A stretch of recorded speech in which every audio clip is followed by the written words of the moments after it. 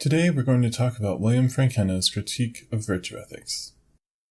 Frankena is a deontologist, which means he believes that ethics comes from a sense of duty to doing what is right, and that certain actions are simply, fundamentally, right.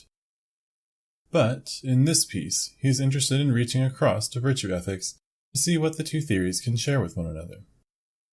He argues that virtue ethics is an ethics of being, that is, an ethics of character traits and motives, as opposed to deontology, which is an ethics of doing. But, in a display of meta-ethical thinking we should try to emulate, he argues that we might say something is right or wrong, based on principles like deontology, but good or bad, based on motives. Or, as he puts it, principles without traits are impotent, and traits without principles are blind. Let's back it up.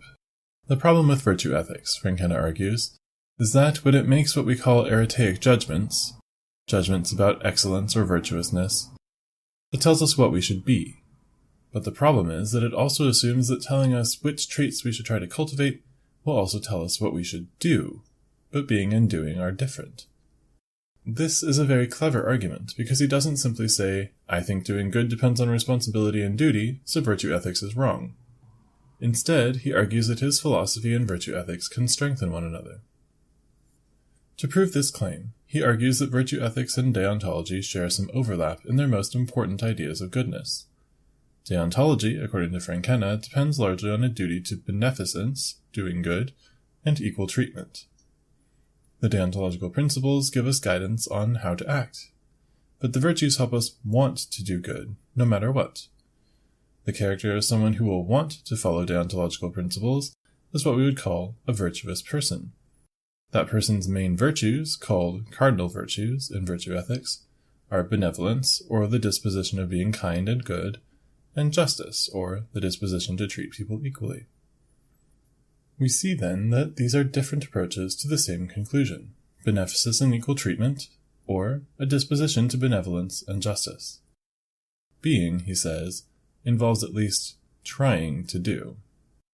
When he discusses cardinal virtues, Frankena opens up the door for us to think about an important element of virtue ethics, naming the virtues. In consequentialism, we can choose between options based on the philosophic calculus. In deontology, we might follow Ross and choose between options based on stringency. How do we choose in virtue ethics? By hierarchizing the virtues. Cardinal virtues are the virtues from which we derive all other moral virtues. Anything else you think of, Frankena argues, comes from either benevolence or justice. He then says that there are first-order moral virtues that attach to corollaries of the cardinal virtues. If we want to be good and just, we should tell the truth and keep our promises. Honesty and fidelity, then, are first-order virtues that produce a motive to do those right actions. Then, he says, there might be second-order virtues that are good, but that are less specific, something like courage, which speaks generally to the moral life, rather than to a particular element of it, like truth-telling. Ultimately, we shouldn't think of these second-order virtues as being less important than cardinal virtues, but rather as ways of cultivating those primary virtues.